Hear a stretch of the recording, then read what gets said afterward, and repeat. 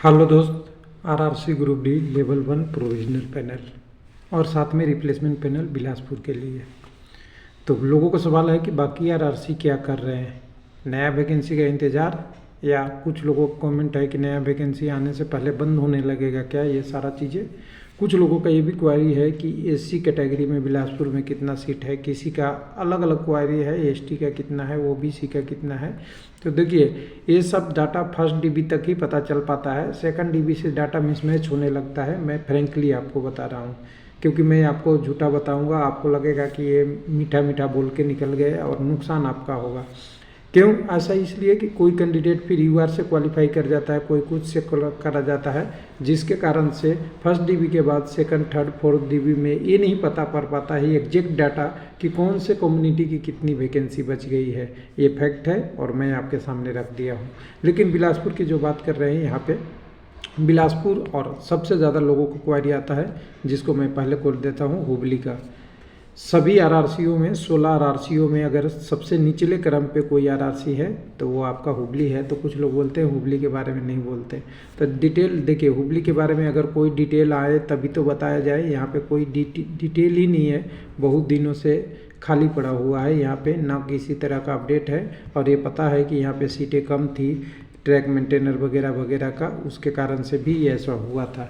लेकिन उम्मीद है फ्यूचर में हो जाएगा। यहाँ भी थोड़ा टाइम रखिए, धीरज रखिए, लेकिन टाइम बहुत गुजर चुका है। 19 से 2024 आ गया है, इसलिए लोगों को और कैंडिडेट को दिक्कत होती है।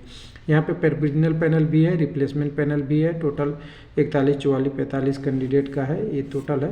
एक एलडी और पीडब्ल्यूडी के लिए भी पहले एक नोटिस आया था, इस भी देख लीजिएगा। जो कैंडिडेट पीडब्ल्यूडी से बिलोंग करते होंगे उनके लिए एक छोटा सा नोटिस था, जिसमें कैंडिडेट के 10 कैंडिडेट थे जिनको रोल नंबर पीडब्ल्यूडी से स्प्लिट के उम्मीदवारों को नोटिफाई पदों में 1 आर्म को अडिफाइंड सुटेबल पद नहीं होने के कारण इनको निरस्त कर दिया गया है। यानी वो एक का पोस्ट यहाँ पे नहीं है, जिसके कारण से ये इतने लोगों को अलग से 10 लोगों को यहाँ से कैंडिडेचर ही ख़त्म कर दिया है और ये लोग भरे होंगे।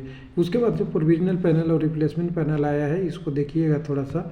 तो इसमें देखने से ये पता चलेगा कि कैंडिडेट को शुरू से लेकर अभी तक का 1 तारीख का जो डीबी आया है, ये पैनल आया है, जिसमें रिप्लेसमेंट पैनल भी शामिल किया गया है। सारे कैंडिडेटों को लिखा गया है और फ्यूचर में भी और आएगा ऐसा लिखा गया है।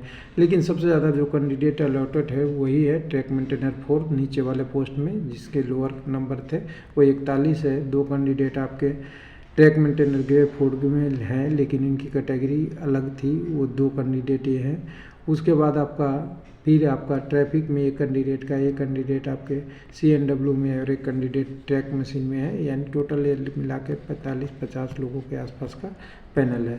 कुल मिला के अब लोगों का सवाल यही आ रहा है कि न्यू वैकेंसी का इंतज़ार कर रहा है क्या? तो ऐसा देख नहीं है, ये स्लो और फास्ट प्रोसेस होते रहता है। कभी लगेगा कि एकदम कुछ नहीं हो रहा है, कभी तेज़ हो जाता है। लेकिन इशू ये है कि अभी हुबली छोड़ के कोई भी ऐसा आरआरसी नहीं है जिसने सेकंड डीबी नहीं लिया है। कई जगह तो थर्ड भी ले लिया, फोर्थ भी ले लिया। तो प्रोसेस अब अनयूजुअल ही रहेगा, रेगुलर नहीं होता। सेकंड थर्ड डीबी के बाद मुंबई में 6 डीबी 5 डीबी तक हो गई, कई जगह तो थर्ड डीबी की तैयारी चल रही है। कई लोगों का ये भी गुण है कि SCR सिकंदराबाद का 4 डीबी या थर्ड डीबी कब आएगा, फोर्थ पैनल कब आएगा। तो देखिए, ये सब डेट अब पता नहीं होता, क्योंकि ये कोई अब प्लान वे नहीं है। ये अब अनशेड्यूल वर्क है। फर्स्ट डीबी तक आपको पता रहता है कि इतना को पैनल आया तो इसके बाद पैनल आ जाएगा, इसके बाद डीबी होगा, ऐसा प्रोसेस। यानी डीबी के बाद पैनल, पैनल के बाद ज्वाइनिंग प्रोसेस। लेकिन लास्ट वाले तो ये अनयूजुअल होते हैं, थोड़ा कम ज़्यादा आते हैं, तो इसको वेट करना चाहिए।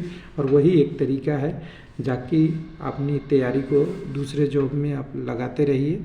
बाकी यहाँ पे आपका जो पेपर दे दिए हैं, आपने PT पास कर लिया है, तो बस आपको अपना मोबाइल नंबर, मैं कई बार बोल चुका हूँ, आपने अपना ईमेल ID और ऑफिशियल वेबसाइट का अवलोकन तैयार रखिएगा। हमेशा देखते रहिएगा टाइम टू टाइम, जिससे आपको कोई सूचना आएगी तो मिल जानी चाहिए। बाकी YouTube चैनल तो है ही आपको बताने के लिए।